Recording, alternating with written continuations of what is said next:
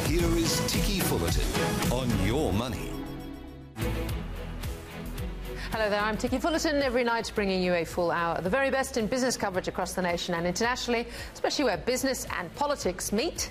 Coming up, Huawei in the crosshairs of Western governments again as the Chinese telco's Canadian business CFO is arrested and extradited to the US for alleged breach of Iranian sanctions. Insights with the Australian's Huawei watcher Chris Griffith shortly. Bills rushed through on encryption and the government's big breakup stick on the last sitting day of the year in Canberra. We talked to security specialist Michael Connory as well as a political wrap from our Canberra reporter Annalise Nielsen. And Christmas is coming. Will this $10,000 bottle of whiskey be in your stocking? Not in mine. Introducing the Last Drop Distillers, the company that sources the finest, rarest and most exclusive spirits from around the world. Joint Managing Director Rebecca Jago explains why there's a market. Well, let's start with the shirt fronting of one of our most interesting listed stocks these days, rare earths miner and processor Lynas Group, run by Amanda Lacaze. Now, shares have been all over the place today. It actually finished the day, I think, almost 2% up after the Malaysian government came back with its long-awaited decision on Lynas's processing plant in Malaysia. Now, the shock was not about the plant itself. It was because the Mahathir government has also imposed a precondition now for Lynas to remove all radioactive waste residue from Malaysia. Well, at 93 years of age, Mahathir Mohamad has for many years been the all-powerful Prime Minister of Malaysia, and dealing with him, well, he's sort of Asia's Donald Trump, really, a nationalist and very hard to read. Last week, it emerged that Amanda Lacaze had actually had a one-on-one meeting in recent weeks with Dr. Mahathir. And I actually have to say, I did come over a bit fangirl. Oh. He is so impressive. Yeah. Well, fan she was, but I suspect Amanda Lacaze may not be quite such a fan of the Malaysian PM now. Look, this is classic sovereign risk. We've been talking about it before, where leaders suddenly feel the urge to play domestic politics rather than, in this case, take the recommendations of their expert review committee that had been set up. If Dr. Mahathir had done that, Lynas would be OK, but he didn't. Well, in a statement yesterday, Lynas said it was surprised with the government decision, which appeared to be policy-based on politics, not policy-based on science. It didn't follow the process outlined in October. It was inconsistent with the science. It was inconsistent with the expert review committee's recommendations and contrary to international best practice. That review committee had actually recommended that Lynas continue to build its permanent disposal facility, or the PDF, for waste. But Lynas also says it is now looking at all options, including legal ones. Back in 1993, you know, Australia's relationship with Malaysia reached a low point. Some of you may remember Paul Keating labelling Dr. Mahathir as recalcitrant for not turning up to an APEC summit. He was very unhappy about that. But look, it's improved, this relationship, since then. And Amanda Lacaze, when she came in just last week, was pretty optimistic that Lynas would get the green light. He and others in this government are approaching things with an open mind. They listen and they consider sensibly. And as I said, the review committee, as it ended up, is a well-informed and capable committee to make a proper assessment. Yeah, it was well informed, but the decision came down. That was then. This is now. So what to do? Well, as you'd expect, Amanda Lacaze is not giving up. She's going ahead with the work on the PDF, this disposal facility as recommended by the Science Review Committee. One would imagine in hope that where that PDF ends up being located, if not near the plant, could be elsewhere in Malaysia, which has also been talked about, quite frankly. We've said before that if Lynas has had to pull out of Malaysia, it could pull through and process elsewhere, because the real jewel in the asset is the mine in Western Australia's Mount Weld. Amanda Lacaze should be congratulated for holding her nerve, I think.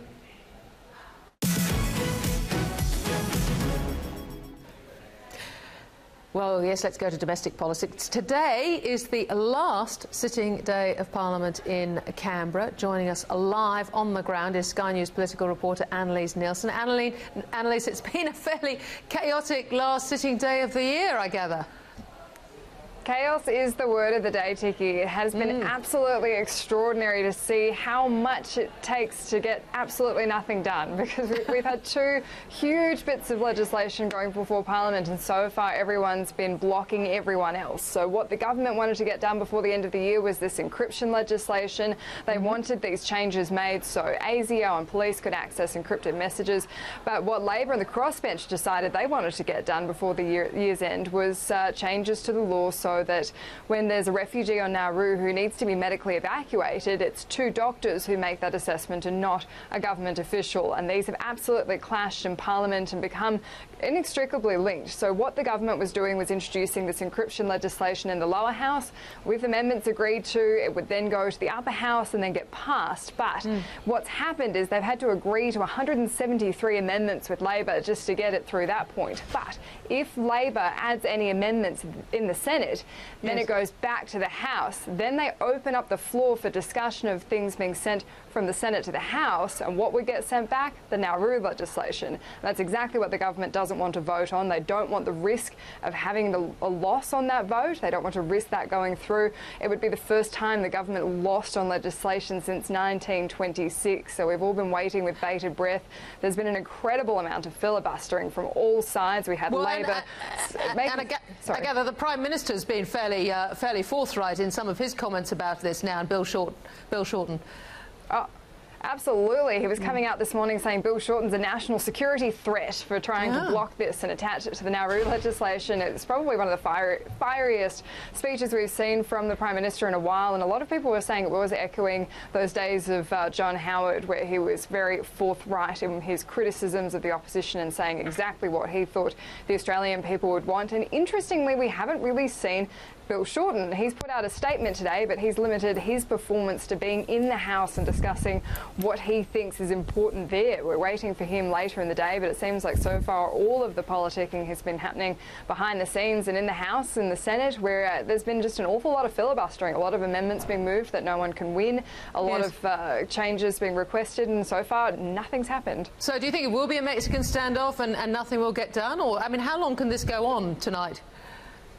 Well, that's the question. It's right about now that they're supposed to be wrapping up for the day, and so the concern is that it's going to keep going. A lot of people thought, given it's the last sitting day of the year, we're coming up to what's an 8 or 9 week break before the next sitting week, that all these politicians are dying to get out of here. But we are all on standby. We do understand that the debate will keep going, but it's anyone's guess at this point. Briefly, there was a whole nother issue with Amanda Hassar today. Take us through that.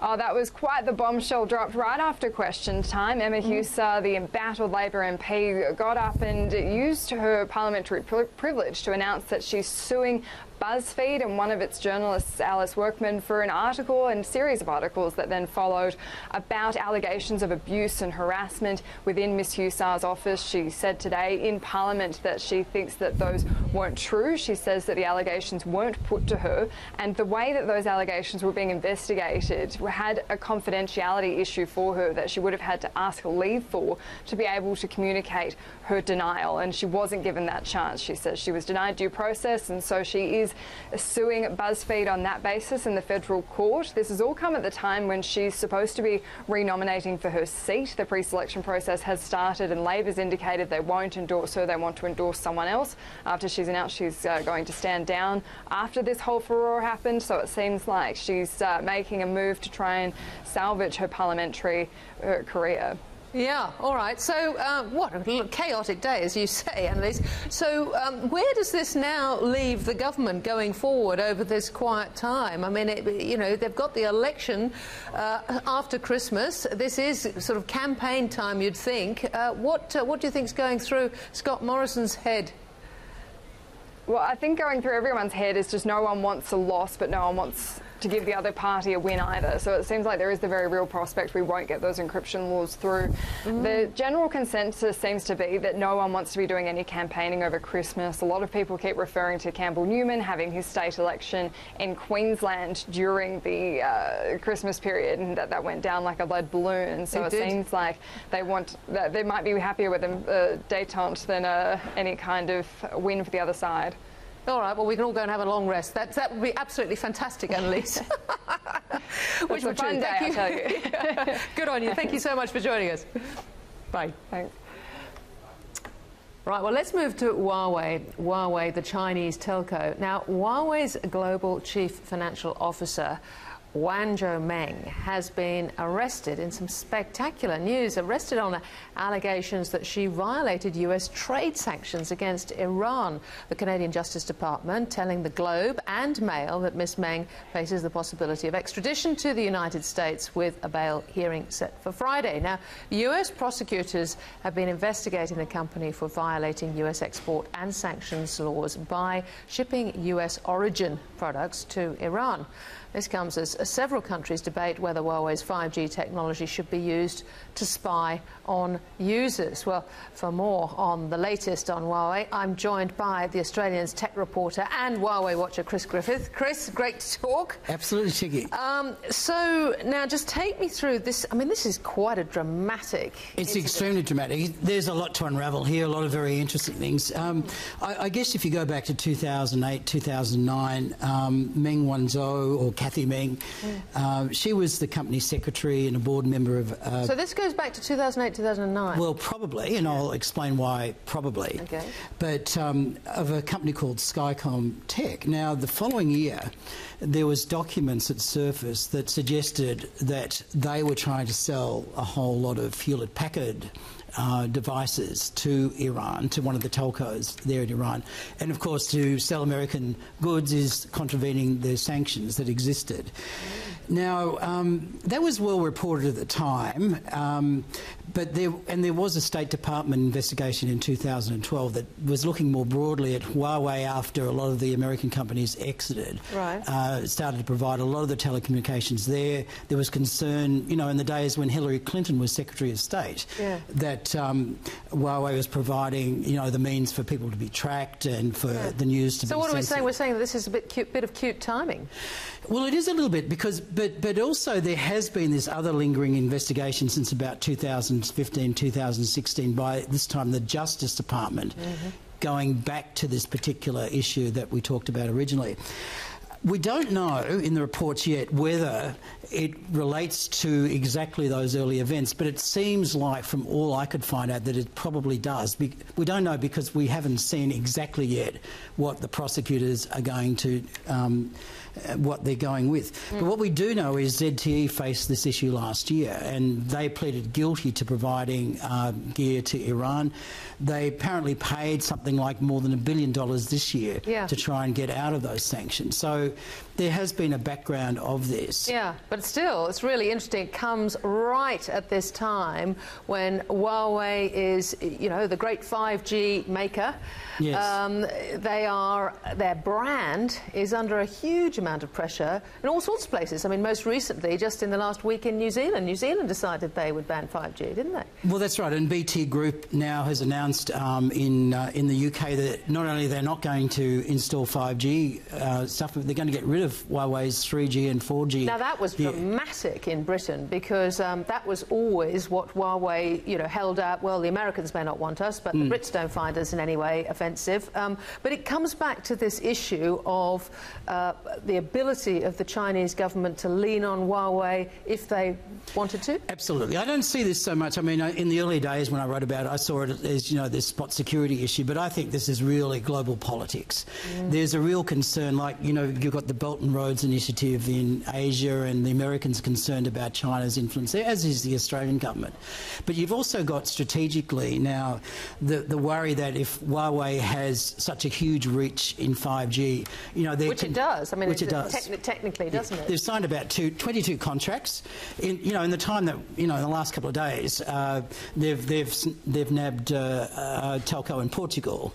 You know, and this is a big war. I mean, at the same time, the US is in there now in Europe, being very active with Deutsche Telekom, trying to dissuade them from Germany as well. And at the same time, with your tech hat on, 5G delivers what exactly? Well, it's not just, you know, phone calls and the internet. We're talking about, you know, it's a system that's going to connect up cars for the driverless technology, all types of sensors that are going to be used for smart cities.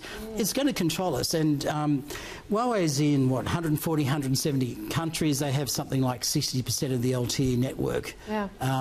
So they have this this enormous reach. But coming back to your point about the timing, yes. It's almost stage managed that she's nabbed in Canada on the request of the US government, because the Americans also want Justin Trudeau to commit to Canada not using them as well. Ah, there is this. I didn't know that. Yeah, the Five Eyes organisation, security organisation, yeah. US, Australia, Canada, New Zealand, yes. England, and the UK. Yeah. One of the pieces I read basically said the Americans were saying, look, if you don't disengage from Huawei, we can't necessarily guarantee that we feel secure about sharing all the intelligence. Yeah. With you. Yeah. So they've got most of that. I mean, the UK now looks like it may go against Huawei. Canada's holding out, but Canada is the actual stage management of where she was arrested before. That's absolutely fascinating. Yeah. So, like, when I talk to the chairman of Huawei Australia down here, John Brumby, in the state of Victoria, which has, let's face it, become very open. Well, there he is. He's also chair of the Australia-China Business Council. Yeah. Victoria itself has become incredibly open. They've signed up that MOU, haven't they, on the Belt and Road, Victoria, to the shock of the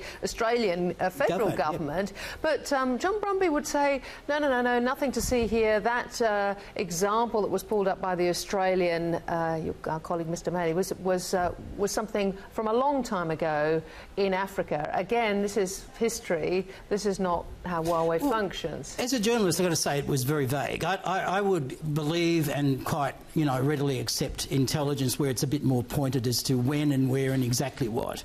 So it was John vague, Brumby confirmed that it was due to the African incident, which I hadn't actually heard at that stage. This was a sort of... But again, it was a while ago that this incident happened. Well, we're talking about 2010, but nevertheless, I mean, if Huawei did contravene those sanctions, that is a real...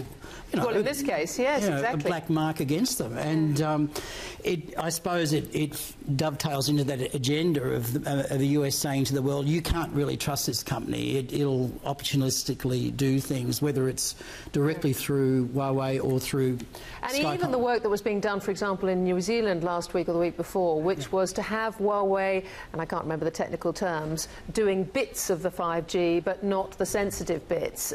Clearly, the New Zealand government threw the whole lot out. It has, and that was the argument in Australia, that it could work on the fringes. But as I said to you, I think this goes well beyond, those spot security concerns.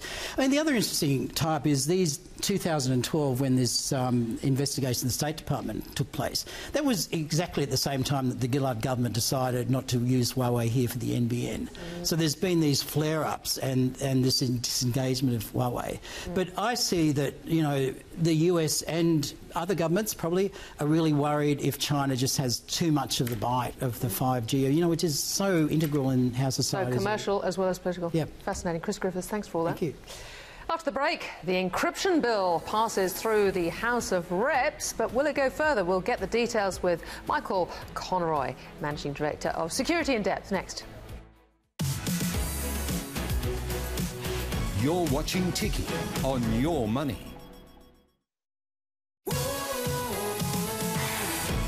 Now, back to Ticky. Welcome back. Well, in last-minute negotiations between Labor and the government today, new encryption laws have actually passed in the House of Representatives. That's where we are right now. The encryption bill would allow police and ASIO to access private encrypted messages sent on apps like WhatsApp. The government says the powers are necessary to stop terrorists and pedophiles. Concerns over the rushed bill, though, are high, especially as the parliamentary year draws to a close. Well, let's get some insight into what these new laws actually might mean. I'm very pleased to welcome Michael Connory, Managing Director of Security in Depth, who joins me live from Melbourne.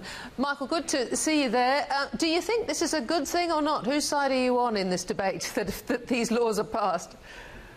I don't think this is a good thing at all. I think that the bill is weak. It's not broadly, the information across the bill is not broadly defined. It really isn't going to help organisations across Australia provide better security. It may assist the government in identifying and understanding terrorism, but it's certainly not a bill that I would support. Yeah, I was going to say, so let's unpack that for a minute. Why would it not? I can understand why there are concerns that it might open up things to you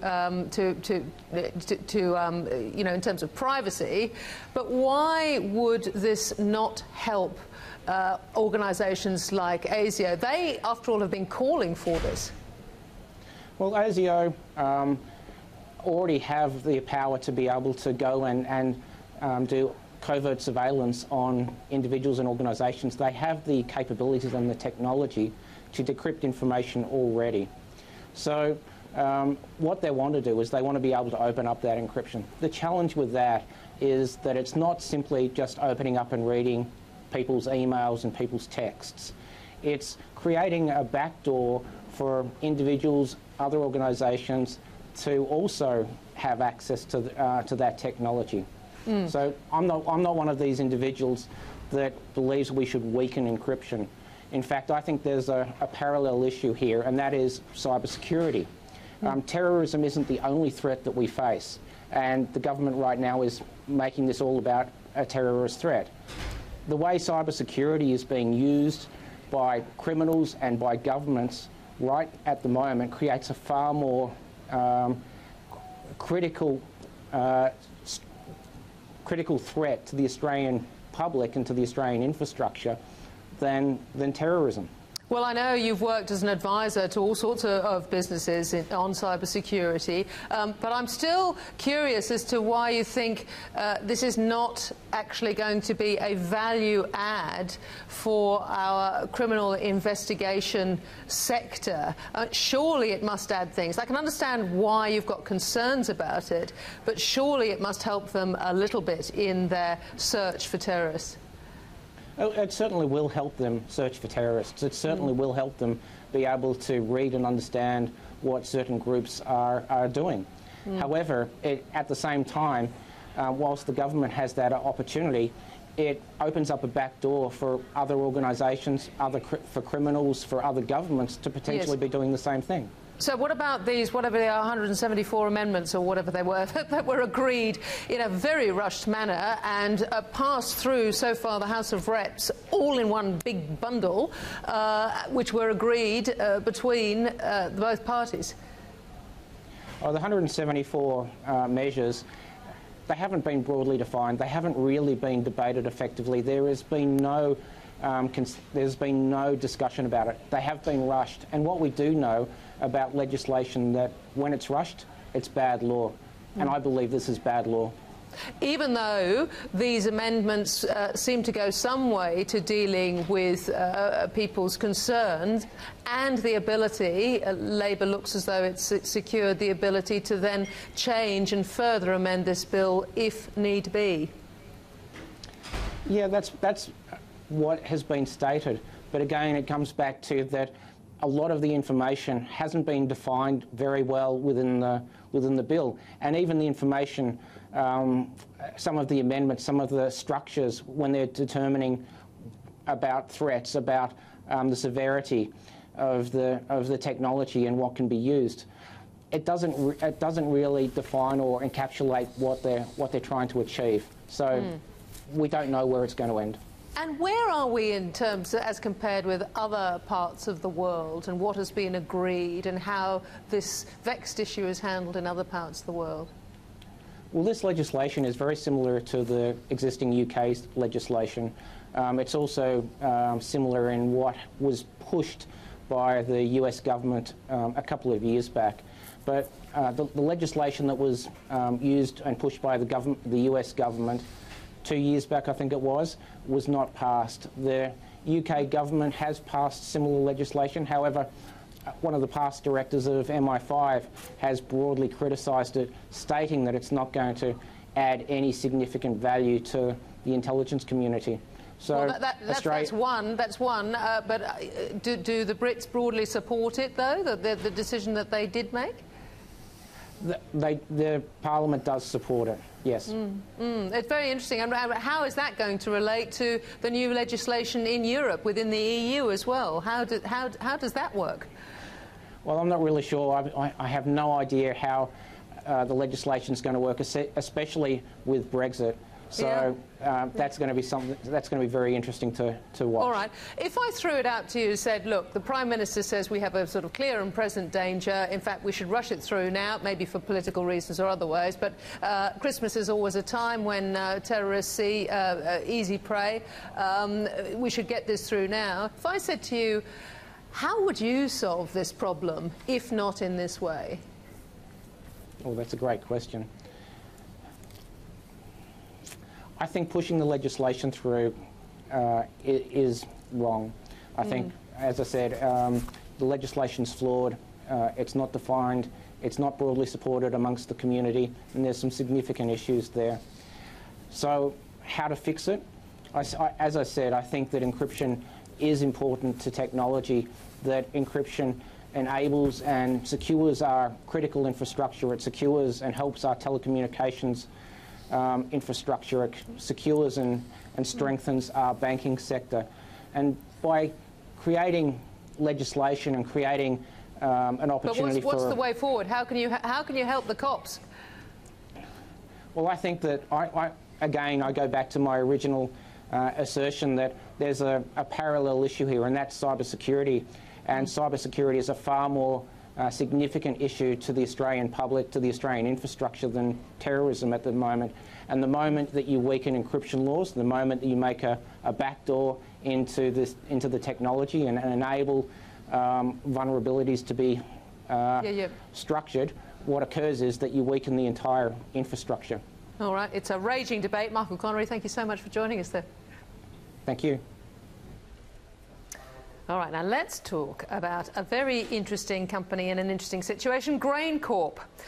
Gracious, lots happens in 24 hours since I last spoke with Margin Call's Will Glasgow, who broke the story on the men behind a new company called Long-Term Asset Partners and their very complicated offer for the huge East Coast grain handler. Well, since then, another very smart fellow, calling himself a friendly activist, has emerged with quite a chunk of GrainCorp and a very different idea about how to extract value out of the business. It's put veteran businessman Tony Shepherd head-to-head with the investment banking guru John Wylie. So we've got Will Glasgow back to help us with this. Yeah, what a lot going on here, yeah. So what I thought was the funniest thing about this is that John Wylie, former head of the MCG Trust, up against Tony Shepherd, current chairman of the SCG Trust. His favourite job in the world, yeah. So anyway, these two blokes facing off. Yeah, Melbourne, Sydney. And I mean, an intriguing development here, as he said. John Wylie is,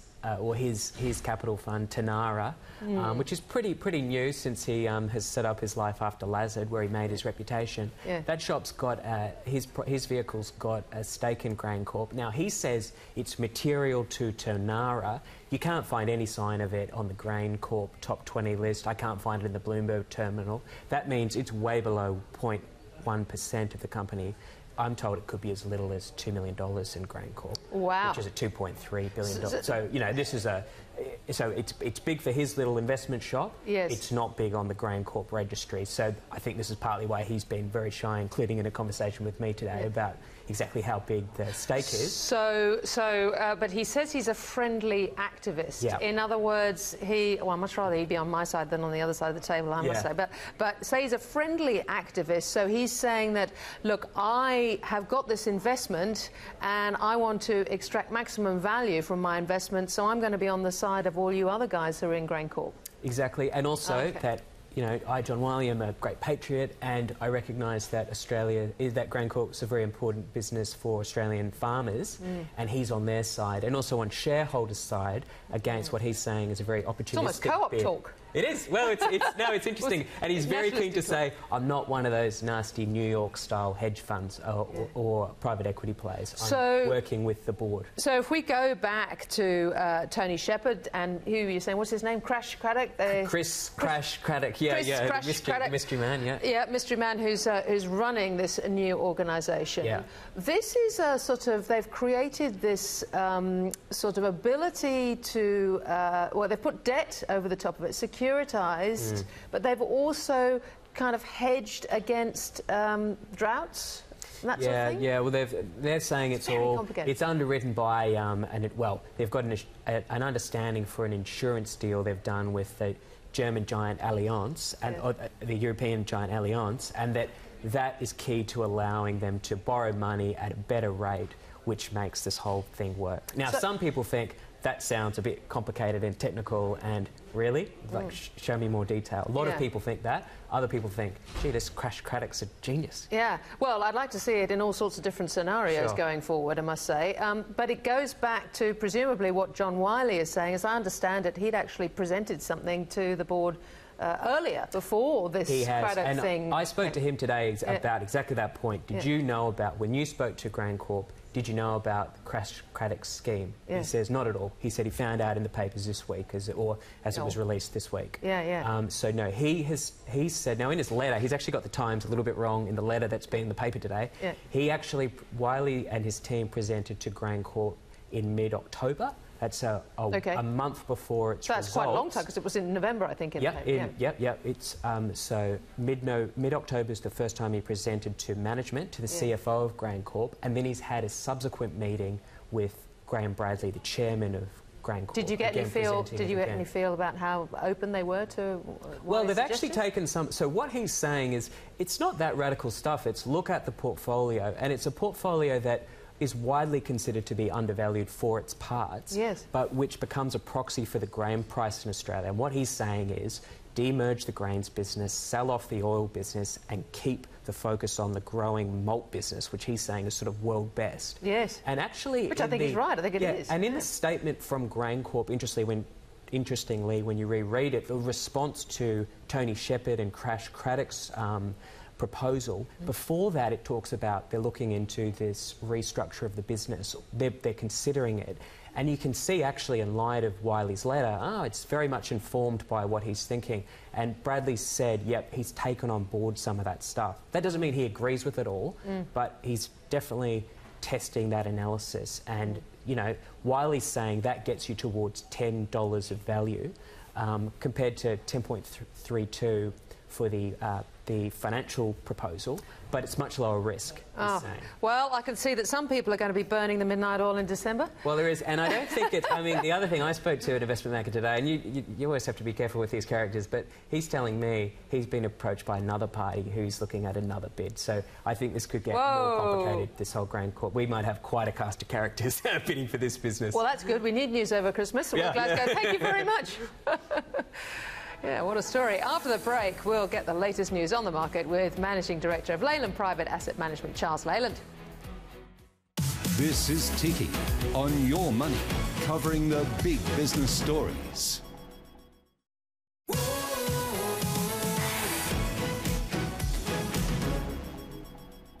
Welcome back. Well, another choppy day for the local bourse, with the ASX 200 closing down 0.19%, down over 2% over the last 3 days, actually. So what's causing the sell-off? Well, let's get some analysis from Charles Leyland, Managing Director of Leyland Asset Management, who joins me live at the desk. Charles, why the sadness? Like, our market's at a 22-month low at the moment. So there's always fear in the world, of course. You know, and we seem to fear things more than other places, like America, for example. I know, we're not optimistic enough, are we? But it's bizarre. Like, and this is only small fear. There's been big fears in history. You know, there's been world wars, and there's been high oil prices and stagflation. There's been big things to worry about. You know, at the moment, you know, we have a little, you know, a slight GDP miss, and everyone panics. Or, you know, there's a trade discussions going on, which will probably actually end up good for everyone in the long run. The art of the deal and all that. All of that, So it's kind of it's a funny time to be worried. In addition, how much is priced in, right? So a lot of shares have already fallen in anticipation of a lot of these. Do you worry about Brexit? It is going a bit slightly, one wheel coming off this week, surely? It is a little bit. I don't. I've got great faith in the English people. They've been a great trading place for thousands and thousands of years. So I reckon they can stand on their own 2 feet pretty well. I would personally prefer to see a no-deal Brexit. So I think you're an extraordinarily rare commodity, if I might say so. I mean, I'm very AC/DC about it. I think they'd go just fine. And I'm sure Donald Trump, having said what he said the other day before he got on the plane, that, you know, this Theresa May deal is pretty useless because Britain's not going to be able to trade outside, I would have thought he'd move us up to the front of the queue just to put some punch behind what he said. You know what he's like. Yeah. But I think he sort of set a tone for going and looking after your own backyard a little bit. And the world has changed a little bit. You see in Spain, there's a new, what so-called alt-right party in Spain, but it's all about getting rid of economic vandalism and economic terrorism, and looking after. If you it's much more nationalistic. Yeah, but if you want to be prosperous for a long period of time, you do have to trade with other nations, but you do have to be sensible the way you go about business. And all right. Well, let me ask you about a couple of specific questions. Now, GrainCorp seems to be in play, at least with two folk, and I've just been speaking to Will Glasgow. He said there might even be a third bit in the wings somewhere. Yeah. So that's all speculation, obviously, at the moment, except for the initial bid. But I think for GrainCorp, there's a lot more to it than just the money, of course, because you need you can't just have a private equity buyer coming in and loading it up with debt, because you need the security of those resources, the food security. Well, it is a national interest thing when we think about that bid that got knocked back from Archer Daniels. Exactly. And the second issue, of course, is who's behind the deal.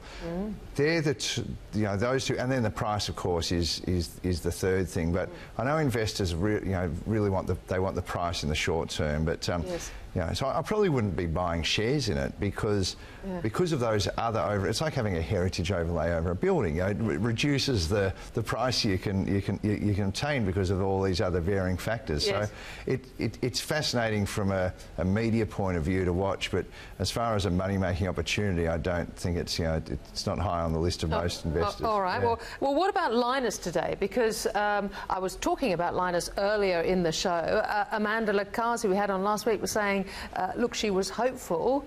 They did get a bit shirt-fronted today, didn't they? Yeah, it's tough. I was trying to think of these other companies, but we've been speaking for years about the difficulty of doing business in Malaysia. There are just lots of unanticipated events, and the commentary from Linus was that it's political. So if it's political, how do you know where it ends? Because there's no logic. They're saying do X, Y, and Z to fix problem A, B, and C, but it's not really happening that way. So you're taking big risk, I think, with Linus because of where they are. And then these materials that they're producing, they're commodities, so prices go up, prices go down. So you take commodity price risk. They had a bit of debt they've been repaying. So if you look at the forecast numbers at the moment, have them on reasonable multiples in about 2020, but I think you can buy better companies with more certainty of earnings on the same multiple. So I don't think you need to take all this sovereign risk to. So you're surprised that the share price finished up 2% today, because Amanda Lacar seems to be very determined just to take this in her stride, continue to build her disposing plant, and sort out where that's going to be on another day. Yeah, well, obviously, my old mentor, if I asked him why X, Y, Z was up, he'd say, Charles, there are more buyers than sellers. So, so you don't like political risk, is what you're saying. But why are there more buyers? Obviously, those buyers think that this is overdone, and but is it a bit of a dead cat bounce? That's probably the more likely scenario. Punters love to get that bounce. Very interesting. Well, Charles Layden, thank you so much for all your insights. You're welcome. Telstra boss Andy Penn says he's confident consumers will pay more for 5G-powered services. At the telco's 5G briefing yesterday, Telstra raised the stakes in the 5G race by launching a number of compatible devices. The devices include a 5G hub, which the telco says is one of the first 5G mid-band commercial devices. It also showcased a 5G smartphone prototype and a 5G mobile hotspot prototype. Telstra's newly recruited networks boss, Nikos Katinakis, said investment in 5G would deliver significant cost savings for business over time, despite the company's recent surge in spending ahead of the 5G launch. Well, for more on what this means for consumers and for Telstra, I spoke with Foad Fadaghi a little earlier. Foad Fadaghi, well, obviously great excitement, I think, at what Telstra can do with 5G. What does it mean for customers, and what does it mean for Telstra shareholders? Look, I think 5G is more than just the natural evolution of the mobile networks. You're going to start to see a whole range of new kinds of services potentially coming to market, including things such as autonomous vehicles and just really fast connectivity that's not just about download speeds, but about the latency or how quickly things can react to each other, which is really going to be interesting because companies are going to be able to develop new business models around some of these connectivity services. Right. So for the average customer who's got a mobile, the difference between 4G and 5G may be sort of more incremental, at least to start with. But you're really talking about B2B, are you? Look, I think B2B is going to be the killer app, if you like, or where you're going to see the most amount of difference. However, we do think that the consumer market might also be quite affected by the 5G rollout. One of the key statistics from our recent survey showed that around 1 in 3 consumers are actually waiting for 5G before they purchase another handset, which might indicate that the market is actually more mature around its knowledge around 5G than otherwise you'd think. So what is your average mobile customer expecting from a 5G experience then? I think most people are looking for longevity in a handset purchase. If you think about the prices of smartphones today, they've gone up substantially. You know, some 2 or 3 times the price they were when 4G was, for example, launched. So I think consumers are looking to future-proof their smartphone investment and ensure that they've got the latest technology available on their handset. Right. So when it comes to Telstra itself, Telstra, when it's been talking publicly, Andy Penn has been stressing the importance and significance of 5G for Telstra. Do you think it really will be a game changer for the company? Because it's banking on that, isn't it? Look, absolutely.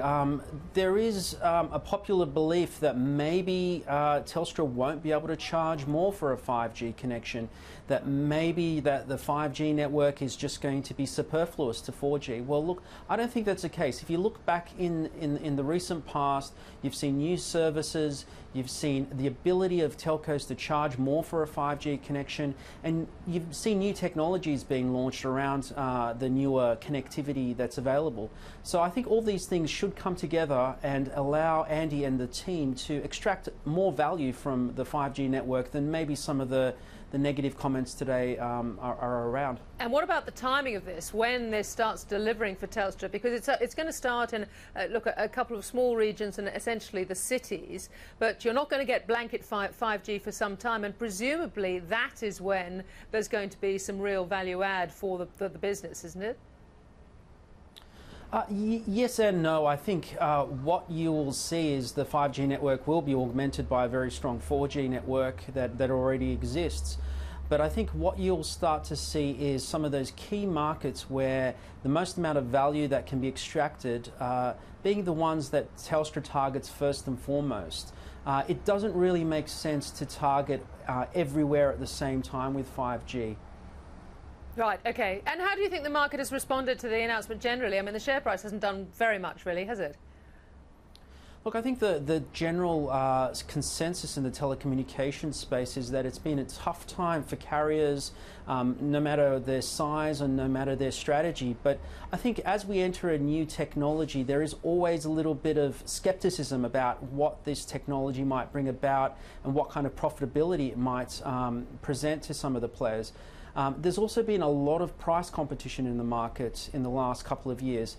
What we expect is maybe some of this price competition to slow down a little bit, and indeed maybe some of the prices around connectivity to go up when the service improves with 5G. All right, well, let me move to another telco very much in the news this week, TPG, with its AGM. And now the mysterious David Teare, of course, did have to front up and chat away. And the timing, whether deliberate or otherwise, he's facing, a very concerned ACCC, who is, I think, accusing him of delivering fees for charging fees for no service. I mean, that would be right, wouldn't it? Look, I think from time to time you do see carriers not behaving in the best way that they could when it comes to their customers, and the ACCC and indeed other authorities have been quick to clamp down on some of these so-called scams or indeed misrepresentations of products in the marketplace. So I think this is another slap on the wrist for TPG, and hopefully they learn their lesson and improve their services going forward. Right, but he, of course, he's masterminded this deal, which allows him to really become part of now a very major telco with Vodafone, but cede some power. Was this the right decision, do you think, on David Tear's part? Look, absolutely. I think it's kind of a masterstroke in many ways for a smaller carrier to be able to join up with a very strong global carrier such as Vodafone in the Australian market. You know, a few months back, there was a lot of speculation that they would roll out a fourth network, and this pressure placed on the market by, you know, potentially rolling out a fourth network created a massive amount of disruption. And, you know, because of this, now we are seeing this merger of equals in some respects come about. So for TO and for TPG, this is a great move. OK. He did get a little bit of flack for lack of women on the board. Now, obviously, Vodafone, I think, does rather better in that department. Do you think the two cultures are going to work? Because he was hauled up on this issue at the AGM, wasn't he? I think that the cultural challenges remain as the biggest hurdle, if you like, between this merger. TPG has a collection of different cultures from the acquisitions of many years, and Vodafone has a very distinct culture which comes from its global operation and being the largest carrier in the world. So there is going to be a little bit of a clash there. You'd expect that Vodafone would be a little bit more progressive with some of the more social issues in the marketplace, and TPG will need to play catch-up once this merger occurs. All right, well, Foad Fadaghi, it'd be very interesting to see how they do it. Thanks so much for joining us there. Thanks for having me.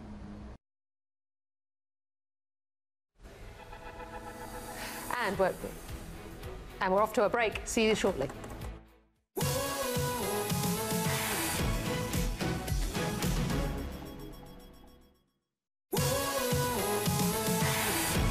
Now, back to Ticky. Yes, welcome back. Now, the last drop. It's one of the world's most exclusive spirits companies, with premium whiskey bottles going for around $5,000 each. It's vintage finds for collectors, with the latest 3 new releases sitting at the very top end of the scale. There's a 200-year-old bottle of port up for grabs, a 1968 single malt whiskey retailing for a very casual $10,000. Well, if it's on your Christmas list, you're going to have to be really, really good. You have to have been good this year. For more on this vintage spirits companies, I'm very pleased to welcome Joint Managing Director Rebecca Jago, who joins me live at the desk, based in England. Rebecca, welcome. Thank you. Now, tell me, this all went back to your father and your co-managing director's father. Absolutely. So, what do they do? Well, they worked in the drinks industry all their professional lives. My father started in advertising and quickly moved over to client side, which was Gilbey's Gin. James came over from South Africa and joined him at IDV, which is part of what became Diageo. Yeah. And my father was part of the team that developed Bailey's Irish Cream. Oh, the lovely Bailey's Irish Cream. Yeah, and Johnny Walker, Blue Label, Chivas Regal. 18-year-old, the classic malts, Malibu along the way. So why did you think this? I mean, tell me about, for example, the bottle that we've got here, which I just can't possibly touch. So how valuable is it? This will retail for $5,000. So that's like a drop is like $60. A tiny tot is about... It is. How do you drink it? With pleasure and with friends, I think, is the short answer. So your market out here, who?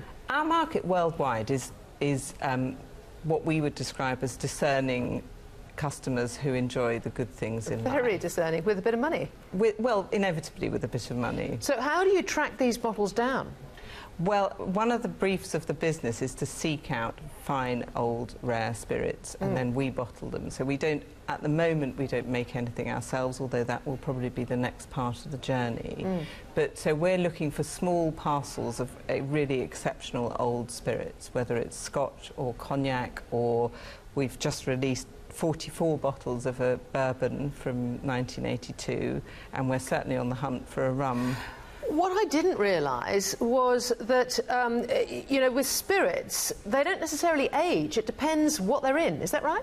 Spirits can only age in wood. As soon as you put them into glass, a chemical reaction happens and they stop aging. So a 12-year-old, when it's bottled, will always be 12 years old. You can't pretend it's 50 years old. Wow. So everything we bottle is bottled straight from the cask. Is that true of port as well, which you also bottle, or port must be a bit different?